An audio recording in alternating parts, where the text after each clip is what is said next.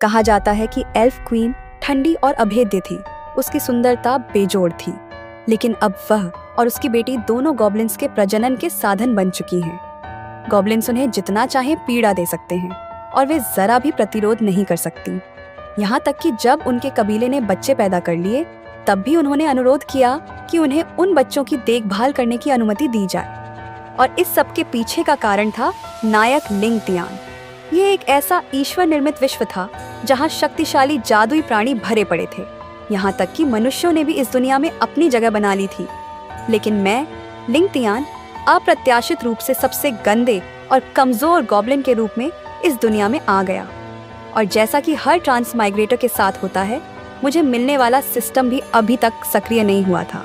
मैं जानता था कि इस महाद्वीप में जीवित रहने के लिए मुझे शक्तिशाली बनना होगा, लेकिन गॉब्लिन्स के पास शक्ति बढ़ाने का एकमात्र तरीका था अन्य प्रजातियों की मादाओं के साथ संभोग करना। दुख की बात यह थी कि हमारे कबीले में एक भी मादा गॉब्लिन नहीं थी, इसलिए गॉब्लिन्स को मजबूरन दूसरी प्रजातियों की मादाओं का अपहरण करना पड़ता था ताकि वे अपनी प्रजाति को बढ़ा सकें। और इस वक्त मेरे सामने एक ऐसी ही मानव लड़की थी जिसे पकड़कर लाया गया था। अगर मैं उसके साथ संभोग कर लेता तो मेरी शक्ति बढ़ सकती थी, लेकिन मैं जो पहले एक इंसान था, ऐसा घिनौना काम कैसे कर सकता था। जैसे ही मैंने देखा कि ढेर सारे गॉब्लिन्स उस लड़की की ओर बढ़ रहे थे, मैंने बिना सोचे समझे उसके सामने खड़े होकर उसे बचा लिया। मेरे इस बलिदान भरे कृत्य ने लड़की के मन में मेरे लिए थोड़ा सा विश्वास जगा लिया। उसने सोचा कि मैं उन गॉब्लिन्स में से नहीं हूँ जो सिर्फ संभोग के बारे में सोचते हैं। उसने मुझे बताया कि मानव नाइट्स का दल हमेशा से निष्पक्ष रहता है। अगर मैं उसे बचाने में मदद करता तो जब नाइट्स उसे बचाने आएंगे, वह उन्हें मुझे मानव गांव में ले जाने के लिए मना लेगी।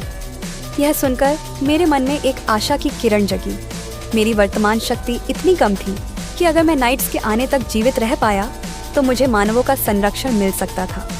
इससे मुझे अपने सिस्टम को सक्रिय करने की शर्तों को समझने का समय भी मिल जाता।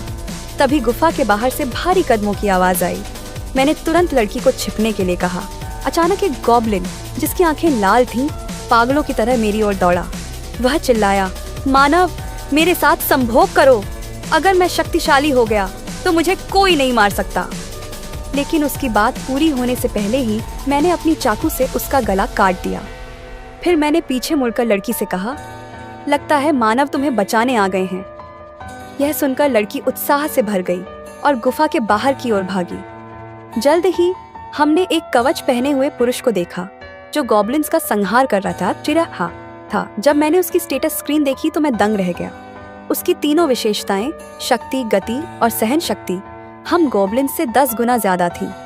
मैंने इस दुनिया में आने के बाद पहली बार इतना शक्तिशाली आंकड़ा देखा था। क्या यह वाकई एक इंसान था? लड़की खुशी से उसकी ओर बढ़ी और बोली, कप्तान, मैं यहाँ हूँ। लेकिन उसका स्वागत एक ठंडी तलवार से हुआ। आखिरी क्षण में मैंने लड़की को धक्का देकर बचा लिया, जिससे वह हमला चूक गया। मैं हैरान था कि यह आदमी उस लड़की पर हमला क्यों कर रहा था। तभी वह व्यक्ति, जिसका नाम लोडेल था, क्रोधित होकर तलवार लिए मेरी ओर बढ़ा। कमबख्त, एक गॉब्लिन ने मेरा हमला चकमा दे दिया। यह मेरे लिए अपमान है। लड़की ने तुरंत सफाई दी। कप्तान, मैं केलिया हूँ। क्या आप मुझे नहीं पहचानते? लेकिन लोडेल ने ठंडा हंसते हुए जवाब दिया, मैं जानता हूँ तुम केलिया हो, लेकिन तुम गॉब्लिन्स के साथ रह चुकी हो। शायद तुम उनके बच्चे की माँ भी बन चुकी हो। इतनी नीच चीज को जीने का कोई हक नहीं है। यह सुनकर केलिया रोते हुए चिल्लाई कि उसका बलात्कार नहीं हुआ था। उसने मेरी ओर इशारा करते हुए कहा, यह गॉब्लिन मुझे बचाने के लिए अपनी जान जोखिम में डाल रहा था। लेकिन लोडेल ने उसकी बात नहीं मानी। उसने अपनी विशाल तलवार फिर से उठाई और कहा, मुझे बेवकूफ समझती हो? अगर कहानी बनानी थी तो कुछ विश्वसनीय बनाती। इन नीच जीवों के साथ मर जाओ। यह देखकर मैंने तुरंत केलिया को धक्का दिया और चिल्लाया, भागो, वहाँ निकास है, जल्दी जाओ। फिर मैंने एक लकड़ी का डंडा उठाया और लोडेल का सामना करने के लिए आगे बढ़ा। लेकिन जैसे ही उसकी तलवार मेरे सिर पर गिरने वाली थी, एक सुनहरा सुरक्षा कवच मेरे चारों ओर प्रकट हो गया। तभी पीछे से एक कोमल लेकिन गहरी आवाज आई, यह गॉब्लिन कुछ अजीब लगता है। मैंने देखा कि एक सफेद पवित्र वस्त्र पहने हुए महिला धीरे धीरे मेरी ओर आ रही थी। उसे देखकर केलिया को जैसे आशा की किरण दिखी। वह रेंगते हुए चिल्लाई, पवित्र महिला, कृपया मुझे बचाएं। पवित्र महिला ने केलिया को उठाकर लोडेल के हवाले किया और फिर मेरी ओर देखा। उसने पूछा, क्या तुम मनुष्यों की भाषा समझ सकते हो? मैं जानता था कि यह महिला इफ्रेया, जो मंदिर की प्रवक्ता थी, शायद मुझे जीवित निकालने की एकमात्र उम्मीद थी। इसलिए मैंने उसे चिल्लाकर कहा, मैं आपकी भाषा समझ सकता हूँ। आप वही पवित्र महिला हैं जिनका जिक्र मैंने सुना था। मैं वास्तव में कोई नहीं सोच सकता था कि ये इंसानों की पूज्य संत कन्या, जो सबके सामने मासूमियत का चेहरा रखती थी, असल में एक खूंखार सन की लड़की थी। सिर्फ इसलिए कि एक गॉब्लिन ने उसे छू लिया, उसने अपनी तलवार से एक मासूम लड़की को बेरहमी से काट डाला। और मैं, दुनिया का इकलौता इंसानी जबान बोलने वाला गॉब्लिन, उसकी नज़र में एक मज़ेदार खिलौना था। उसने मुझे अपने अड्डे पर ले जाकर पहले कील से दीवार पर टांग दिया, फिर हर तरह की यातना दी। मेरी एक आंख और एक कान उखाड़ लिया, लेकिन फिर भी उसकी सनक शांत नहीं हुई। वो ठंडी हंसी हंसते हुए बोली, तुम गॉब्लिन की जान कितनी सख्त है, मरते ही नहीं। कोई आश्चर्य नहीं कि हमारा पवित्र मंदिर तुम्हारी कौम को इस धरती से मिटा नहीं पाया। फिर उसने एक नया जहर मेरे शरीर में डाल दिया। चलो अब देखते हैं ये जहर तुम्हारा क्या बिगाड़ता है, मैंने गुस्से में चिल्लाकर कहा। यही है तुम्हारा इंसानी पवित्र संगठन का न्याय? अपनी ही कौम की हत्या कर दी, तुम नीच औरत। लेकिन अगले ही पल उसने मेरे मुंह में एक लकड़ी का डंडा घुसेड़ दिया। वो बोली, अजीब बात है, तुम जैसा कमजोर कचरा मेरे न्याय पर सवाल उठाता है। केलिया को तुमने ही भटकाया था। उसने तुम्हारा साथ देकर संगठन और इंसानों के साथ गद्दारी की। उसकी मौत उसकी आखिरी वफादारी थी। और तुम गॉब्लिन, तुम तो इस धरती के कीड़े हो। मेरे तुमसे बात करने की कृपा को स्वीकार करो और अपने गंदे जिस्म से हमारे प्रयोगों में योगदान दो। उसके इशारे पर एक आग का तूफान मेरे चारों ओर उठा। मेरे नीचे एक जादुई आग का गोला बन गया और गर्मी से मैं चीखने लगा। मरने के कगार पर मुझे अपनी सारी यातनाएं याद आईं। मेरे दिल में गुस्सा और बदले की आग भड़क उठी। मैंने सोचा, अगर मुझे एक और मौका मिले तो मैं कभी इंसानों पर भरोसा नहीं करूंगा। मैं उनकी हड्डियां चबाऊंगा, उनका खून निचोड़ लूंगा। जब मैंने आंखें खोली, मैं किसी अजीब से खाली स्थान में था। सामने एक सिस्टम पैनल उभरा जिस पर लिखा था, गॉब्लिन लाइफ सिमुलेशन सिस्टम शुरू। क्या आप फिर से शुरू करना चाहेंगे? मैं हैरान रह गया। ये सिस्टम तो मरने के बाद ही काम करता था, लेकिन फिर भी मैं तो वही कमज़ोर गॉब्लिन हूँ, है ना? मैंने सिस्टम से पूछा। हाँ और ना का क्या मतलब है? सिस्टम ने जवाब दिया, ना चुनोगे तो हमेशा के लिए मर जाओगे, हाँ चुनोगे तो अपनी यादों के साथ एक हफ्ता पीछे चले जाओगे। ये सुनकर मेरी खुशी का ठिकाना नहीं रहा। ये था मेरा बदला लेने का मौका। मैंने बिना सोचे हाँ दबा दिया। अगले ही पल मेरी आत्मा रोशनी बनकर बिखर गई। जब मैंने फिर से आंखें खोली, मैं अपने गॉब्लिन गुफा में था। सिस्टम ने मेरी ताकत को थोड़ा बढ़ा दिया था, लेकिन सिस्टम ने चेतावनी दी, तुम दोबारा जी उठे हो, लेकिन खतरा टला नहीं। अगर नाइट्स तुम्हें फिर से मार देंगे तो मैं तुम्हें दोबारा नहीं बचा सकता। मैं सतर्क हो गया। मैंने सिस्टम से पूछा, कोई और ताकत है मेरे पास? सामने एक नया पैनल खुला। उसमें लिखा था कि ये सिस्टम मेरे जीवन का अनुकरण कर सकता है और मेरे फैसलों के हिसाब से अलग अलग नतीजे दिखा सकता है। हर अनुकरण के बाद 24 घंटे इंतजार करना होगा और अनुकरण खत्म होने पर पॉइंट्स मिलेंगे जिनसे मैं सामान खरीद सकता हूँ। मैं खुशी से उछल पड़ा। ये तो भविष्य देखने का मौका था। मैंने तुरंत सिमुलेशन शुरू किया। सिस्टम ने बताया कि इस कहानी का नाम है गॉब्लिन गुफा से भागो। मुझे 3 विकल्प दिए गए। 1, अपने गॉब्लिन साथियों को चेतावनी देकर लॉर्डल से मिलकर लड़ना। 2, बाकी गॉब्लिन को छोड़कर अकेले भाग जाना। 3, गुफा में छुपकर प्रार्थना करना कि कोई ना पकड़े। मुझे पता था कि पूरी गुफा के गॉब्लिन मिलकर भी लॉर्डल का मुकाबला नहीं कर सकते। भागना ही एकमात्र रास्ता था। लेकिन 10 पॉइंट्स के लिए मैंने पहला विकल्प चुना। सोचा शायद पॉइंट्स से कोई हथियार मिल जाए। नतीजा वही हुआ जो मैंने सोचा था। लॉर्डल ने सारे गॉब्लिन को काट डाला। सिस्टम ने ताना मारा, फैसला लेने से पहले अपनी ताकत देख लिया करो। लेकिन अच्छी बात यह थी कि मुझे पॉइंट्स मिल गए। मैंने सिस्टम स्टोर खोला, लेकिन ज्यादातर हथियारों के लिए सैकड़ों हजारों पॉइंट्स चाहिए थे। मेरे पास बस एक साधारण खंजर खरीदने लायक पॉइंट्स थे।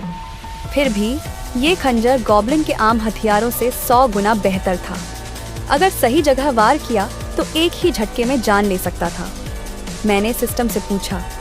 मैं दोबारा जी उठा, लेकिन केलिया कहाँ है? सिस्टम ने जवाब दिया, तुम्हारे दोबारा जन्म लेने से समय रेखा बदल गई। इस बार केलिया को गॉब्लिन ने नहीं पकड़ा। वो अपने गांव में खुशी से जी रही है। ये सुनकर मेरे चेहरे पर हल्की मुस्कान आई। अब मेरे पास कोई बोझ नहीं था। मैंने तुरंत गुफा की सबसे तंग सुरंग से भागने का प्लान बनाया। उधर गुफा के बाहर नाइट्स के 2 सिपाही बड़बड़ा रहे थे। क्यों नहीं आता कोई गॉब्लिन मरने? उन्हें नहीं पता था कि मैं चुपके से उनके पीछे पहुंच चुका था। जब मैंने सुना कि वो ना सिर्फ गॉब्लिन बल्कि भागने वाली इंसानी लड़कियों को भी मारने की बात कर रहे थे, मेरा गुस्सा फट पड़ा। ये पवित्र संगठन इतना नीचे गिर चुका था कि मासूमों को भी नहीं छोड़ता था। अब मेरे पास उनके साथ लड़ने के सिवा कोई रास्ता नहीं था। मैंने दिमाग घुमाया और एक लड़की की नकली आवाज़ निकाली, बचाओ, मैं ब्राइट टाउन की लड़की हूँ, गॉब्लिन ने मुझे पकड़ लिया, साकारिस्टा। दोनों सिपाही उछल पड़े। एक ने सोचा कि इसे मारकर लॉडेल से इनाम मिलेगा। वो हथियार छुपाकर गुफा के मुंह की तरफ आया। जैसे ही उसने सिर निकाला और कहा, मैं नाइट से हूँ, तुम्हें सुरक्षित ले चलूँगा। मैंने अपने खंजर से उसका काम तमाम कर दिया। दूसरा सिपाही हाल पूछने आया, क्या कर रहा है, जल्दी कर। मैंने पहले सिपाही का शव उस पर फेंका और उसी पल खंजर चला दिया। वो जख्मी हो गया। उसे समझ नहीं आया कि एक गॉब्लिन के पास इतना अच्छा हथियार कहाँ से आया, लेकिन उसने जान बचाने की सोची। वो घुटनों पर गिरकर गिड़गिड़ाने लगा, मुझे छोड़ दे, मेरे पास एक परिवार है, वो मेरा इंतजार कर रहे हैं। मैं तुम्हें सोने के सिक्के दूंगा, एक जवान इंसानी लड़की भी लाकर दूंगा। लेकिन मैंने देख लिया कि वो चुपके से अपनी पीठ के पीछे खंजर निकाल रहा था। अगले ही पल मैंने एक झटके में उसका सिर काट दिया। पिछले जन्म में मैंने वो अमानवीय यातनाएं झेली थी, तो भला मैं इंसानी पवित्र संगठन की बातों पर कैसे विश्वास कर सकता था। लेकिन मुझे राहत की सांस लेने का मौका भी नहीं मिला कि दूर जंगल से लड़ाई की आवाज़ें आने लगी। मुझे एहसास हुआ कि लॉडेल और उसके लोग पीछा करते हुए आ रहे हैं। मैंने तुरंत और देर न की, एक आदमी के कपड़े उतार लिए और आवाज़ की उल्टी दिशा में जंगल की ओर चल पड़ा। लॉडेल, कपड़े ले आ, तुम लोग इंतजार या करो, मुझे यकीन है हम जल्द ही फिर मिलेंगे। जल्द ही लॉडेल और कपड़े और कपड़े ले आ को वो 2 लाशें मिल गईं। कुछ जांच पड़ताल के बाद कपड़े ले आ ने कहा कि ये दोनों गॉब्लिन के हाथों मरे हैं और हो सकता है कि वो कोई उत्परिवर्ती गॉब्लिन हो। ये सुनकर लॉडेल गुस्से में लाश को लात मारते हुए बोला, एक उत्परिवर्ती गॉब्लिन को भी नहीं संभाल सके, सचमुच बेकार हैं। जबकि कपड़े लेया होंठ चाटते हुए मुस्कुराया, उत्परिवर्ती गॉब्लिन जरूर मजेदार होगा, अगर उसे पकड़ लिया तो मैं खूब मजे लूंगा। समय जल्दी ही रात में बदल गया। 2.5 घंटे तक भागने के बाद मैंने आखिरकार राहत की सांस ली। तुम लोग गॉब्लिन से इतनी नफरत करते हो तो मैं गॉब्लिन के तरीके से ही तुम्हारा सामना करूंगा। गॉब्लिन की खासियत है संभोग और भक्षण के जरिए खुद को उन्नत करना, अपनी ताकत बढ़ाते हुए और अगली पीढ़ी को और मजबूत करके अपनी ताकत फैलाना। इस जन्म में मैं हर पुरुष की एकमात्र इच्छा सिर्फ मृत्यु बनाऊंगा और हर महिला को मेरे पैरों तले कराहते और चीखते देखूंगा। लेकिन तभी पास की झाड़ियों से सरसराहट की आवाज आई। मुझे लगा शायद लॉडेल के लोग फिर से पीछा करते हुए आ गए, लेकिन जब मैं चाकू लेकर झपटा तो सामने जो दिखा वो एक मादा गॉब्लिन थी। ये देखकर मैं हैरान रह गया, क्योंकि मेरे ज्ञान में गॉब्लिन सिर्फ नर होते हैं और यही वजह है कि वो दूसरी प्रजातियों को अगवा करके संभोग करते हैं। अगले रोमांचक एपिसोड 2 के लिए अभी लाइक और सब्सक्राइब करें और कहानी के ट्विस्ट से जुड़े रहें। मिलते हैं अगले एपिसोड में।